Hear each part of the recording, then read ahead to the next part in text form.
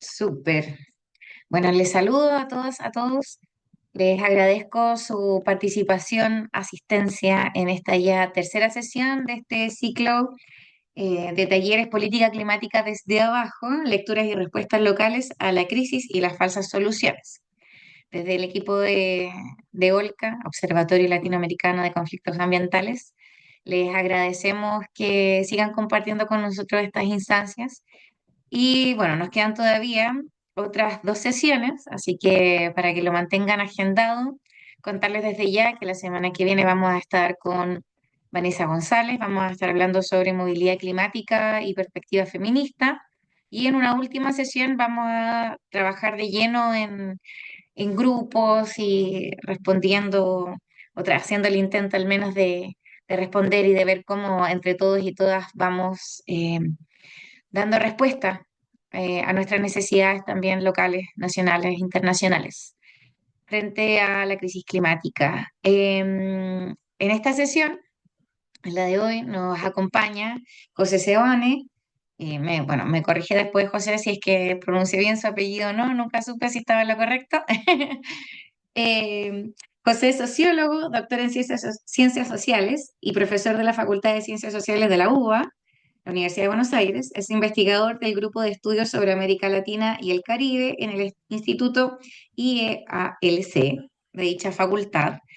Y le vamos a dar el paso en breve, pero antes de eso vamos a recordar brevemente lo que fue la sesión anterior. Estuvimos con Pablo Bertinat y estuvimos hablando sobre transición energética. Entonces, en base a esta presentación, les compartí una pregunta en Mentimeter. Y bueno, era una pregunta bastante simple, simple de formular, compleja de responder. Y la pregunta decía, bueno, teniendo presente los contenidos vistos en la sesión anterior, ¿qué elementos debería caracterizar una transición bueno, dice, energética desde el sur global? Y bueno, van apareciendo algunos términos como veracidad, soberanía anticolonial, participación, sistemas propios, justicia colectiva, soberanía, sin daño a la vida local, efecto invernadero, descolonización cultural, energía para quién,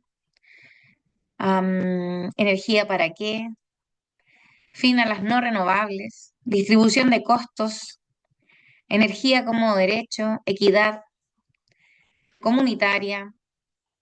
Bueno, y van a ir, descolonización cultural, aparece por ahí. Em, y bueno, esto se va actualizando, así que se va moviendo de repente la respuesta ecológica, aparece acá. Em, Principal problema, responde alguien. Y bueno, la pueden ir respondiendo durante la sesión, así que luego las vamos a recordar, teniendo presente los efectos y la caracterización que va teniendo la transición energética en nuestros países y de alguna forma cómo se ha traducido esto en nuestros territorios, en nuestras realidades, que muchas veces se pinta de verde, pero que en lo concreto poco de verde tiene.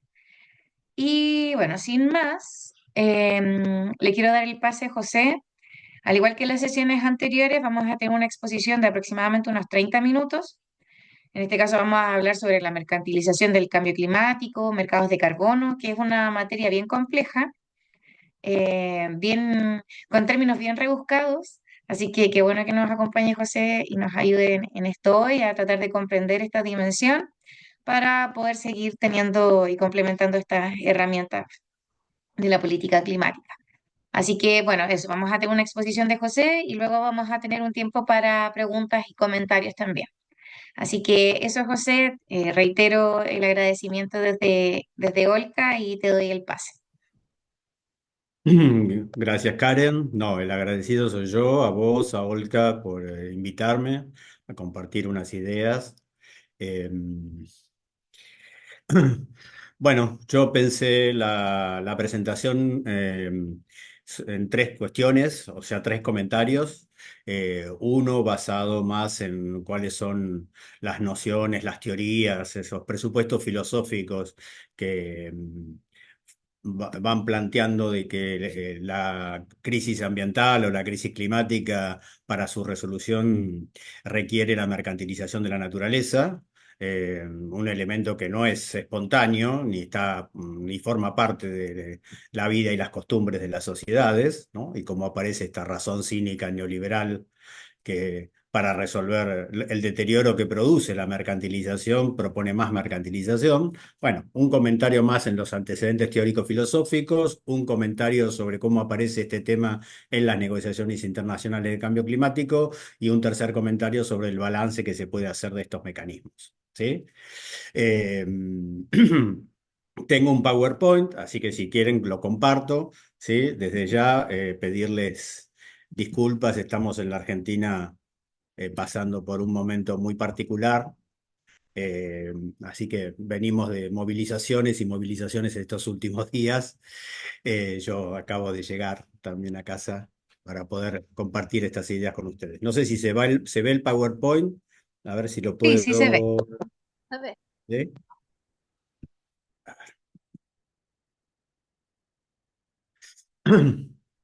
¿Sí? ¿Lo dejo así o trato de ponerlo? ¿Se ve pues sería bueno si lo puedes poner en grande. en? Si le pones el formato de presentación para que se vea más grande. Ahí está. Mm, No, no, está tienes que cambiar la pestaña todavía. para mostrar. Sí, abajo, donde está el porcentaje de presentación, asumo yo la esquina inferior derecha, ahí hay tres monitos. No, no muevan los más. Es el monito que está al lado izquierdo, ese. Este, Sí, creo que claro, ese es. es el que marqué recién, por eso.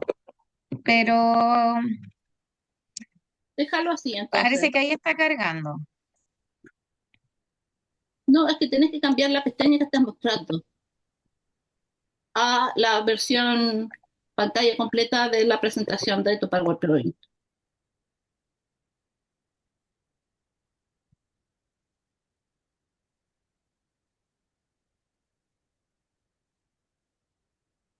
Am, a ver, si no resulta, yo creo que lo importante en realidad es que le demos así. Después podemos, igual de todas formas, vamos a compartir la presentación, así que luego lo pueden revisar también en detalle las personas que están asistiendo. ¿Sí? ¿Lo vemos así? Sí, si no carga, no hay ningún problema. Bueno, sí, para no perder tiempo. Bueno, entonces comenzamos con, a ver, y te pido, Karen, que me ayudes con los tiempos, ¿sí? Para no Ok, pasarnos. yo te aviso ¿Sí? 5 minutos antes. Dale, dale. Bueno, la primera cuestión de dónde surgen estas ideas de que la mercantilización de la naturaleza es la respuesta al deterioro socioambiental, tiene una historia larga, ahí pueden ver una cronología, se comienza a fines del siglo XIX cuando aparece esta teoría subjetiva del valor, ¿no? Esta reformulación de la economía clásica de David Ricardo, Adam Smith y John Stuart Mill, donde la idea de mercantilizar el agua o el aire era algo imposible, ¿no? Era no, no natural. Bueno, a partir de las teorías subjetivas del valor hay tres inflexiones que aparecen en el pensamiento económico. Por un lado, la idea de que todos los factores de producción son equivalentes, capital y trabajo, por supuesto, pero también la tierra, o sea, la naturaleza. Eso abre las puertas a la aparición de la noción de capital natural en los años 60. Por otro lado, de que la escasez es un fenómeno subjetivo y no objetivo, o sea, que es fruto de la percepción de los actores económicos, una escasez presente o prevista hacia adelante, con lo cual todo bien puede ser mercantilizable. Y la tercera noción es esta idea de que el deterioro socioambiental es producto de la ausencia de propiedad privada, de derecho de propiedad privada, o sea que el deterioro ambiental viene como resultado del carácter común, público, estatal o por fuera del mercado de los bienes naturales, naturaleza y los ecosistemas. Estas tres ideas empiezan a desplegarse en el siglo XX. Yo ponía ahí a Ludwig von Mises, fundamentalmente en la Escuela Austríaca de Economía, esta frase que aparece en su obra de la primera parte del siglo XX, donde aparece ya claramente la noción de que el problema ambiental viene de la ausencia de derechos de propiedad privada y su resolución entonces supone la mercantilización de los bienes naturales. Luego, en los años 60, aparece la obra de Ronald Coase, un economista inglés, pero vinculado a la escuela de Chicago y al pensamiento neoliberal, donde en esta obra El problema del costo social, Coase va a discutir con otro autor neoclásico, con Pigou, que decía que hay costos externos en el intercambio del mercado de los actores económicos. Por ejemplo, el deterioro ambiental es un costo que no tienen en cuenta los actores económicos dentro de su propia racionalidad, y que para solventar estos costos, estas externalidades negativas, como se lo suele llamar, es necesario la intervención del Estado de diferentes maneras, regulatoria o cobrando impuestos. Esta era la idea neoclásica de otras tradiciones. La escuela austríaca va a romper con esta idea. Esta es la significación que tiene la obra de Coase que estoy mencionando, ¿no? Ahí tienen un resumen de algunas de estas ideas que yo estoy comentando.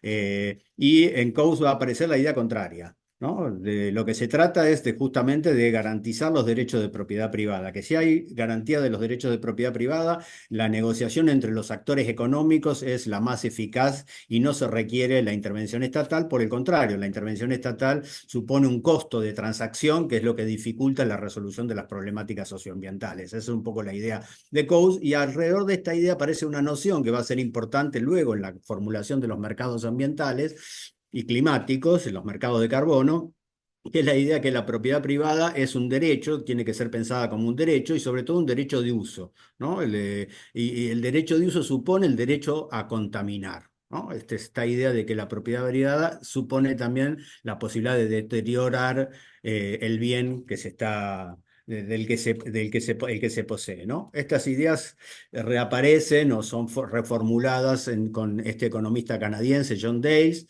en una obra del 68 que está mencionada ahí, donde Dales aborda, bueno, cómo podemos construir mercados vinculados a los bienes naturales en en ecosistemas complejos, ¿no? En un río, en el aire, en la atmósfera, como va a ser planteado luego en el terreno de los mercados de carbono, ¿no? Y entonces aparece esta idea de mercados de tope y trueque, ¿no? Ahí se recupera una participación del Estado en el sentido de marcar los límites de la contaminación posible, pero esos son pensados o transformados como derechos de contaminación que son vehiculizados a través de bonos a los actores económicos que están afectando esos ecosistemas, ¿no?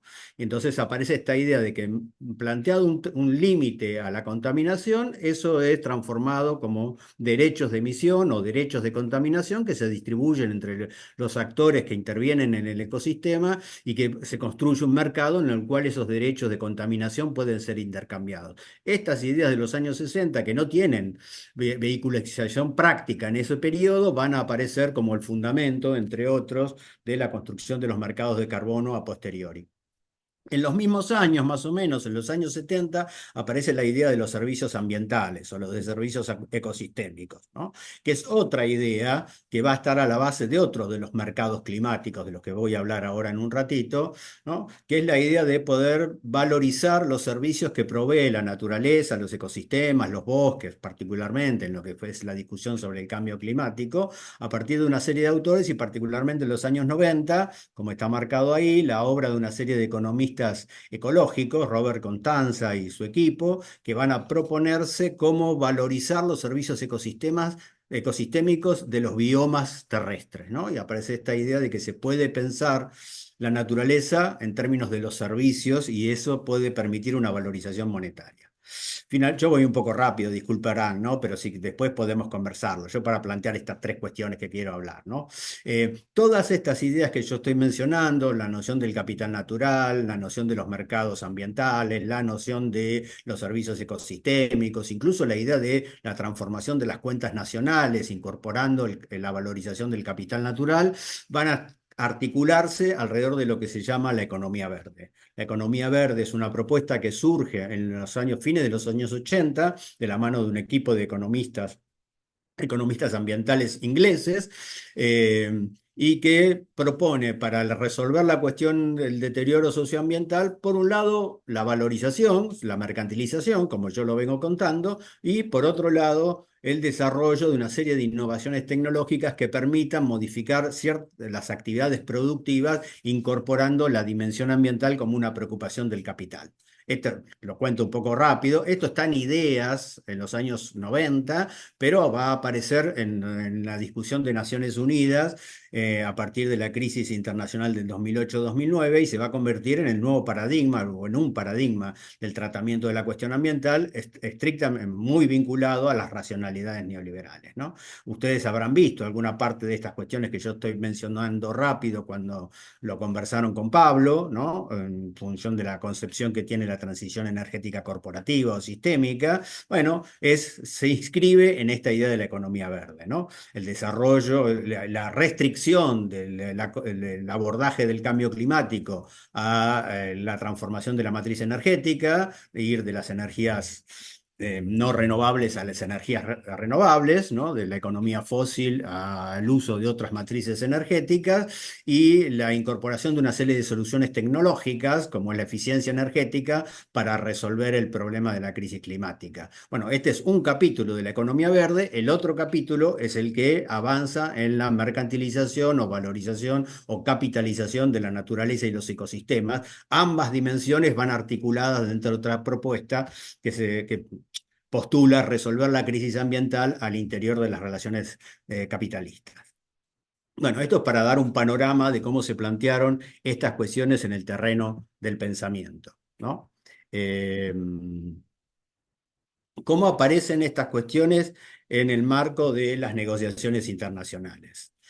Bueno, acá tenemos una cronología básica de lo que fueron las negociaciones internacionales en relación con la crisis climática. Ustedes sabrán que más allá de que hay experiencias anteriores, que yo no las consideré porque ya se vuelve ilegible, ¿no? La imagen, más si ponemos otros eventos anteriores, pero claramente a partir de los años 90, con la Conferencia de Naciones Unidas sobre Medio Ambiente y Desarrollo de Río de Janeiro del 92, aparece la negociación específica sobre el cambio climático y el acuerdo de la Convención Marco de Naciones Unidas sobre el Cambio Climático, que se adopta en la cumbre de Río y entra en vigencia en el 94 y a partir de ahí aparece todo un sistema, un andamiaje internacional para las negociaciones climáticas, entre otras cosas con lo que se llaman las conferencias de las partes, las COP, que se realizan todos los años y en el marco de estas COP, que comienzan a realizarse en el 95, se gestiona, se acuerda el primer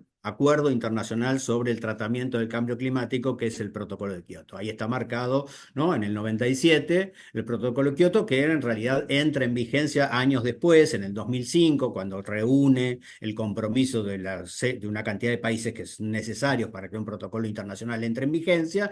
Sabemos que el Protocolo de Kioto rápidamente es golpeado por el retiro de Estados Unidos del protocolo a partir del gobierno de Bush. Pero hay otras cuestiones que complican el Protocolo de Kioto y yo quiero detenerme un poquito en ver un poco el protocolo, perdón, el protocolo de Kioto, porque en la elaboración del protocolo de Kioto convergen como dos tradiciones. Una tradición que viene de la negociación de los acuerdos internacionales respecto de la emisión de ciertos gases que son causantes del deterioro de la capa de ozono. Ustedes quizás lo habrán oído mencionar, que culminan en el 87 con la firma del Protocolo de Montreal. El Protocolo de Montreal es como el antecedente en términos regulatorios del Protocolo de Kioto, porque el Protocolo de Montreal lo que hace es fijar una normativa de vigencia y compromiso internacional obligatorio en términos de reducir en un lapso de tiempo la emisión de estos gases. Son gases fluorados vinculados a ciertas actividades industriales, particularmente la refrigeración, que son los causantes del deterioro de la capa de ozono. El Protocolo de Montreal es absolutamente regulatorio y obligatorio y es una de las tradiciones que aparece en el Protocolo de Kioto, ahora lo vamos a ver, pero hay otra tradición que es esta idea de los mercados ambientales, ¿no? Estos sistemas que yo comenté rápidamente de tope y trueque, ¿no? Donde hay la regulación estatal pone un límite a la contaminación global, pero transforma eso en derechos de emisión o derechos de contaminación que se distribuyen entre los actores económicos comprendidos en ese ecosistema y se crea un mercado para intercambiar esos derechos de contaminación. Eso ya se había ido aplicando en Estados Unidos y producto del peso del gobierno estadounidense en la negociación del protocolo de Kioto y de la presión del complejo hidrocarburífero, el protocolo de Kioto no solo va a tener una dimensión regulatoria, sino que va a incorporar los mercados ambientales como parte del tratamiento de la crisis climática, lo que se suele llamar, ¿no?, el caballo de Troya dentro del protocolo de Kioto, ¿no? Y podemos ver ahí un poquito, ¿no? Es interesante ver, el protocolo de Kioto marcaba un compromiso de reducciones obligatorias para los países industrializados, ¿no? Para los 36 países industrializados y la Unión Europea se comprometían a reducir las emisiones en un periodo de tiempo, de forma obligatoria. No comprendía a los países del sur global, ¿no?, que solo resultaban de alguna manera beneficiados por una serie de transferencias tecnológicas o financieras que se comprometían a desarrollar los países industrializados.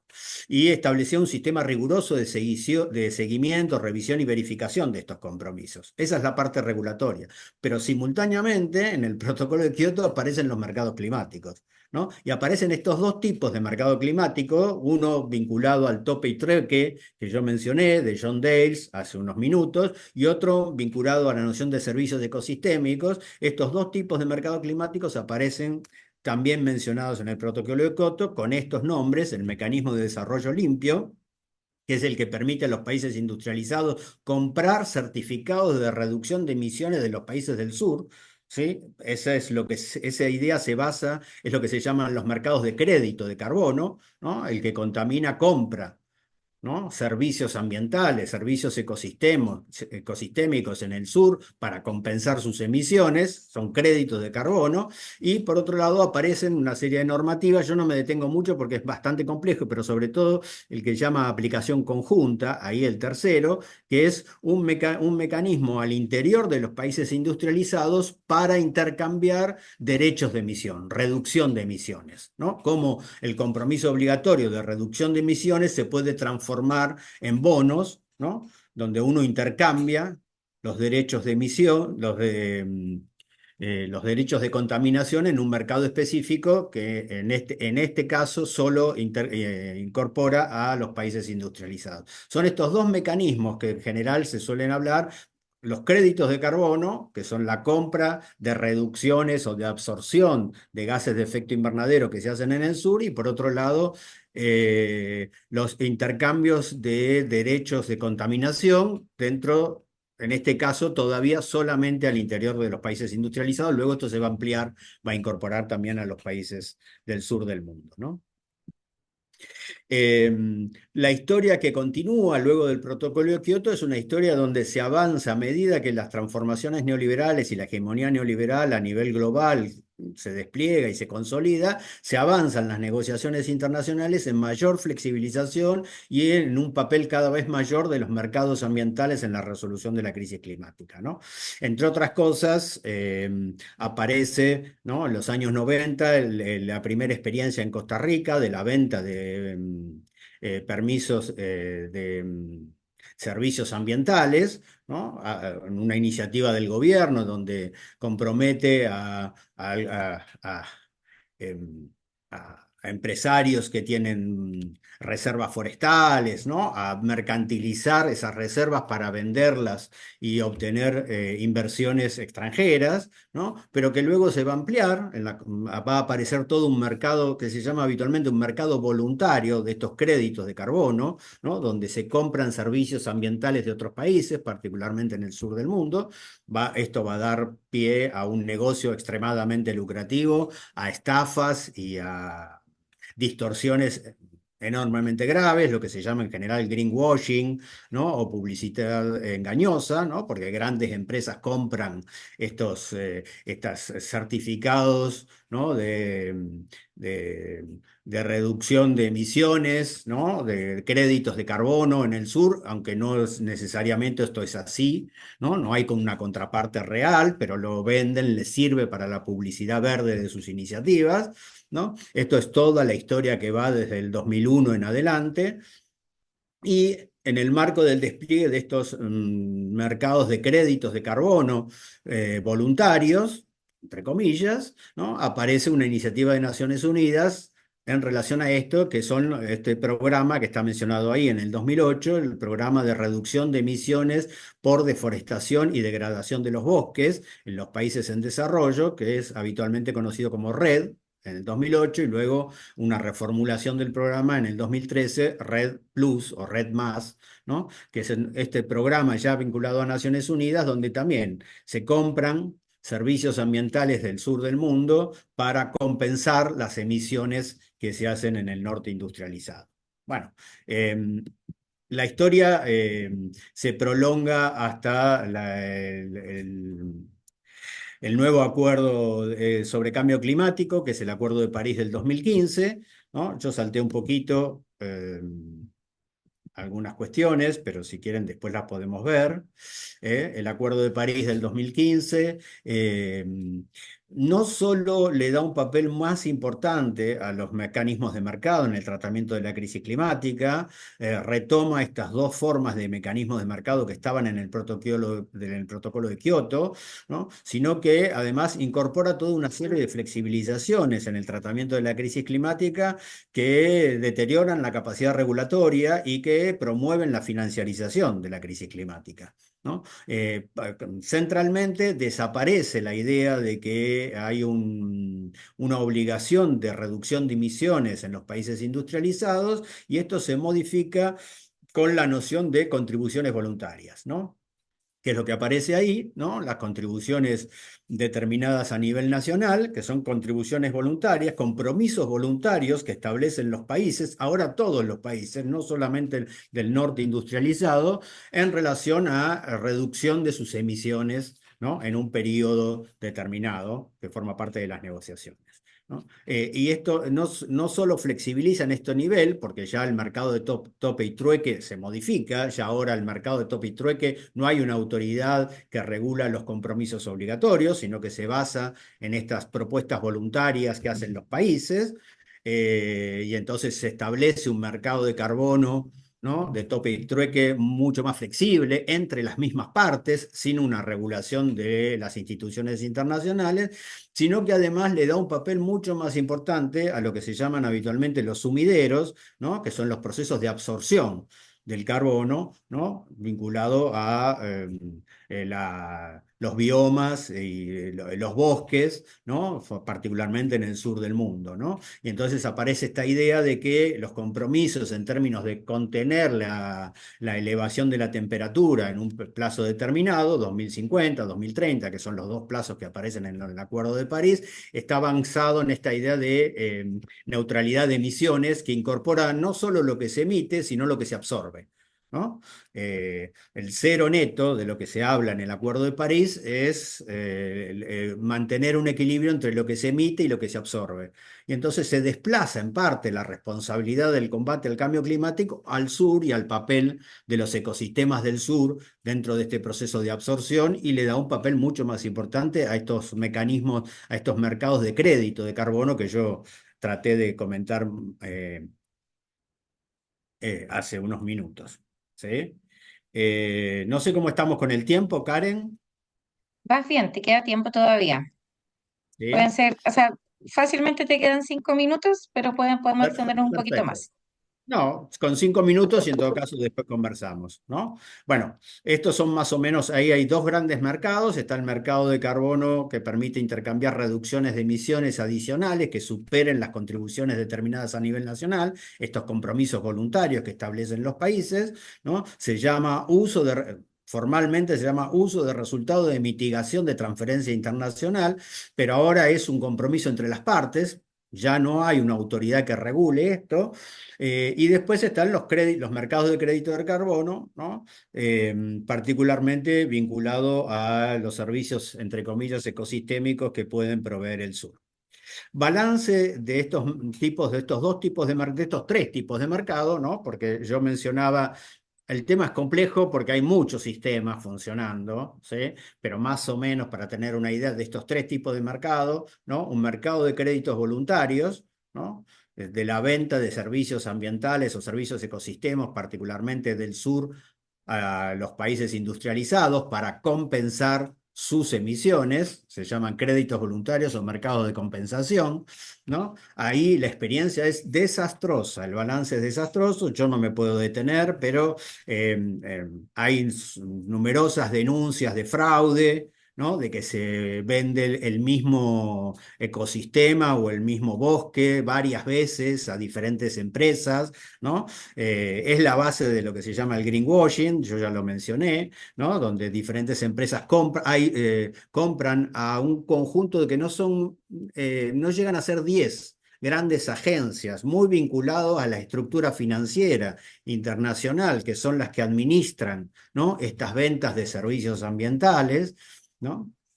Y por supuesto supone una financiarización de la cuestión climática con enorme impacto en las comunidades. Algo similar aparece en los mercados de crédito de carbono, igual, ¿no? Se compran servicios ambientales, pero regulados, los RED, que yo mencionaba antes, o los RED Plus, ¿no? Vinculados a Naciones Unidas, ¿no? Compensa, pero no sirve a reducir las emisiones y crea incentivos perversos, ¿no? Contrarios a una transición justa y popular con enorme impacto en las comunidades.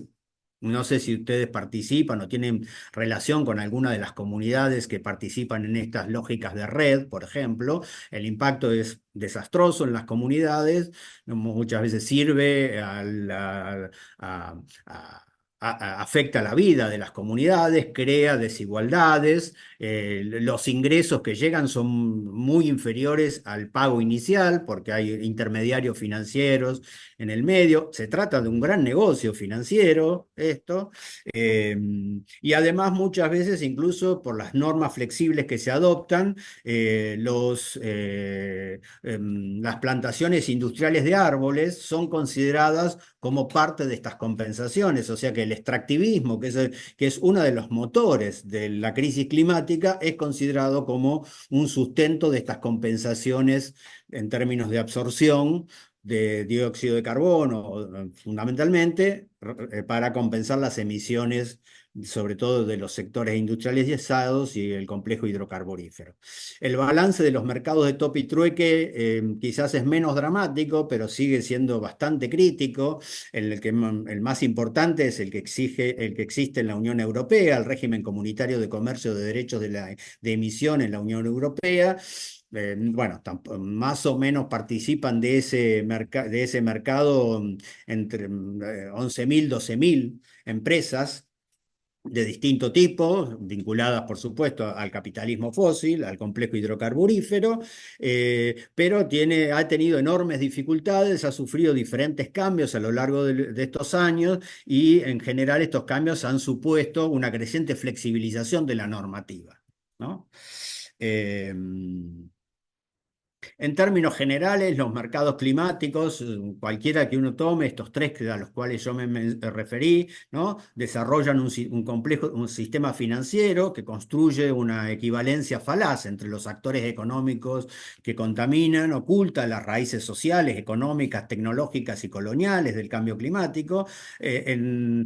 Su expansión, incluso la previsión que existe hoy de su creciente expansión hacia adelante, se sustenta en el negocio que implican estos mercados, o sea que hay una potencia de ganancia, ¿no? Sobre todo en los mercados de crédito de carbono, que impulsa el desarrollo, ¿no? Es para el complejo hidrocarburífero un fabuloso sistema que le permite no reducir las emisiones y buscar diferentes sistemas de compensación, ¿no? O de intercambio de contaminación, ¿no? Y por otro lado, implica una mutación epistémica muy significativa en términos sociales, de modificar la subjetividad de los pueblos en relación con visualizar a la naturaleza como capital, ¿no? Como mercancía, ¿no? Contribuye a esta mutación epistémica que promueven las transformaciones neoliberales a lo largo de su historia, incluso disolviendo, ¿no? Las responsabilidades comunes pero diferenciadas entre el norte industrializado y el sur en la contribución a la crisis climática, que más o menos todos la conocemos, ¿no? Donde hay diferencias en términos de la historia, el norte industrializado es el gran responsable histórico de la emisión de gases de efecto invernadero, producto de la revolución industrial que viene del siglo XIX, pero también en la actualidad, ¿no? Donde las responsabilidades de emisiones, incluso si nosotros las distinguimos socialmente, son abismales, ¿no? Son enormemente desiguales y han crecido en términos de su desigualdad en los últimos años, ¿no? Producto de este proceso de concentración del ingreso y la riqueza que caracterizó a toda la fase neoliberal, pero particularmente a lo que hemos vivido en los últimos años después de la crisis del 2008 y agravado en el contexto de la pandemia, ¿no? Bueno, ahí yo tenía unos balances específicos de red y pero un señalamiento más, que yo creo que estamos ya en el tiempo, ¿no, Karen?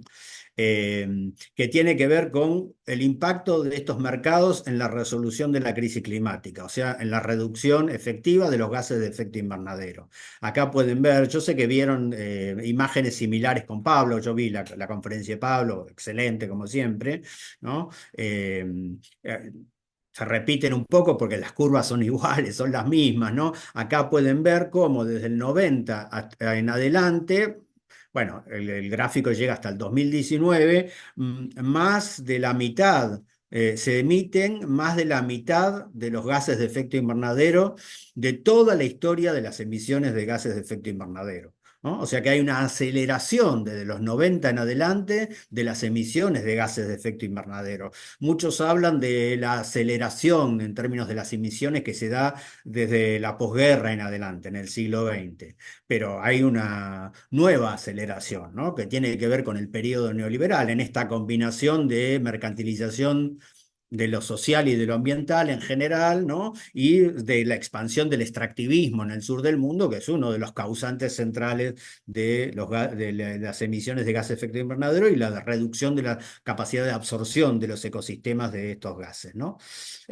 Acá hay otro gráfico, la curva es similar, pero están marcados los acuerdos internacionales, ¿no? Y ustedes pueden ver que cada acuerdo internacional, está el protocolo de Kioto, la entrada en vigencia en el 2005, el Acuerdo de Copenhague en el 2009, el Acuerdo de París en el 2015, y cada acuerdo internacional no modifica la curva de las emisiones de gases de efecto invernadero, y este gráfico en particular es la concentración de dióxido de carbono en la atmósfera. O sea, no es solo las emisiones, sino cuánto dióxido de carbono hay en la atmósfera, ¿no? Ustedes ven que la curva sigue su pendiente ascendente. Fracaso absoluto de los sistemas de mercados climáticos en la resolución de la crisis climática. Última consideración, perdón Karen, que me extiendo, ¿no? La situación se agrava en los últimos años. Yo quisiera hacer alguna precisión respecto de esto, porque efectivamente en los últimos años pasamos de lo que podríamos llamar cambio climático a crisis climática, ¿no? Ahí, por ejemplo, hay una medición de la temperatura media terrestre global mensual desde el 2023 en adelante. Si ustedes ven, no sé si pueden verlo, perdón por estas dificultades en la presentación, pero ojalá puedan verlo, ¿no? En todos los meses que van de julio del 2023 hasta abril del 2025, salvo un mes, que es el de julio del 2024, en todos los meses la marca de la temperatura media global llega al 1,5 centígrados de elevación de la temperatura respecto de la marca inicial que se toma de mediados del siglo XIX, o mayor, ¿no? Llegando incluso a 1,77, 1,78. Pensemos que el Acuerdo de París proponía limitar el ascenso de la temperatura para el 2030, 2050 en 1,5 o en su defecto como límite máximo 2 centígrados. Y estamos superando ya esa marca en estos años. Hay una aceleración de la crisis climática. Ustedes me van a decir, lo dice este señor, que seguramente es muy crítico de estas situaciones. Bueno, lo dice el secretario general de Naciones Unidas, ¿no? Yo recogí acá algunas declaraciones, estas son del 2023, que es cuando empieza esta curva, esta aceleración, ¿no? Y las leo, pero ustedes la pueden leer, ¿no? Dice, la única sorpresa es la velocidad del cambio. La era del calentamiento global ha terminado, entramos en la era del hervor global.